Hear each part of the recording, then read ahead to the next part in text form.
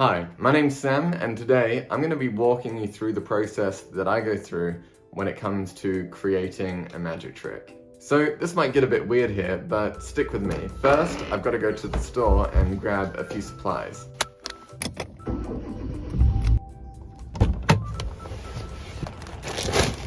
It's a pretty straightforward process. All you need is some potting mix, an ace of spades, a thumb tip, and a sponge ball.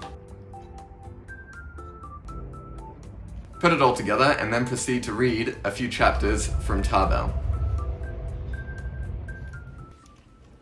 So your results may vary, but after a few days you should kind of get something that looks like this. This is your very own little magic bush. At this point you can just go ahead and pick off a leaf that you like. In this case I just picked off one that looked a bit like Ed Marlowe.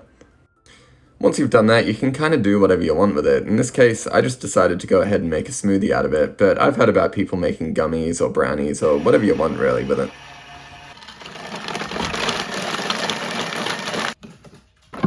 So after you've ate or drank whatever you had, it's kind of good at this point just to do something that clears your mind a bit.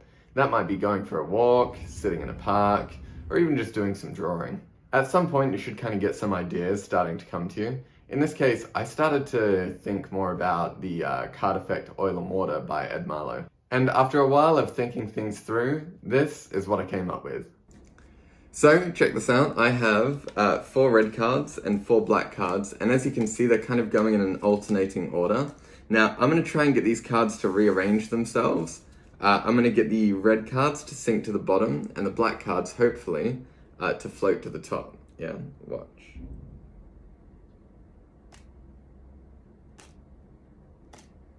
Last one. And that's it. I've got the four black cards here and the 4 red cards here.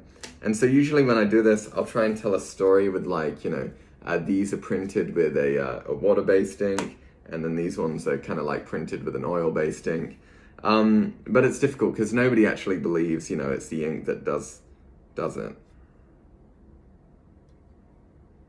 Oh, that's weird. Hang on.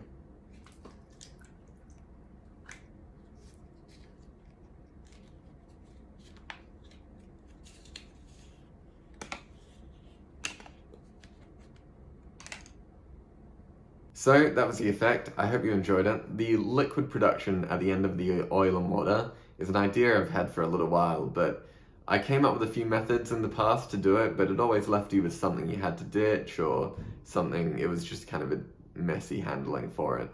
However, the one I showed in this video is actually the same method that I used in another trick, which I've got on my Instagram called the coffee trick. And so in the video, I don't actually produce oil, by the way, that's just coffee, because I didn't want my room to smell like the Gulf of Mexico. I think the idea of a bare hand liquid production is kind of an interesting effect. I was doing some research and tried to find other people who had come up with a similar sort of thing.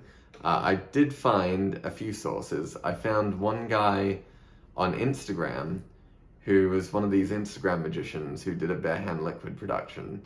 However, when I looked through his videos, I saw that a lot of them had probably very clearly been stooged and set up, or even looked like he may have used some video editing in some of the videos. But I did get in contact with him, and he said that the effect in the video doesn't actually have any editing in it.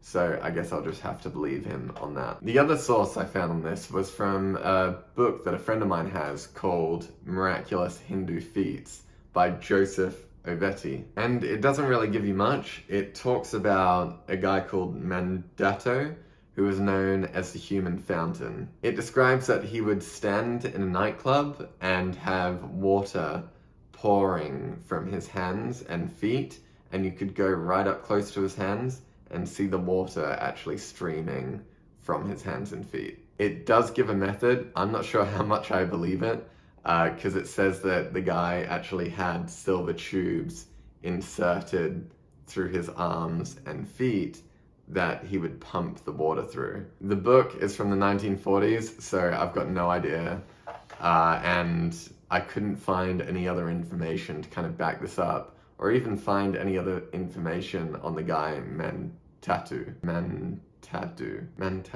And again, if you guys know of anybody else who's come up with similar sort of stuff, please get in contact. I'd love to know about it. That will be all for this week, guys. Please remember to like and subscribe if you liked it. And if you didn't like it, maybe just subscribe anyway and see if the videos get any better from here. Thanks again for watching, and I'll catch you guys in the next video. Cheers.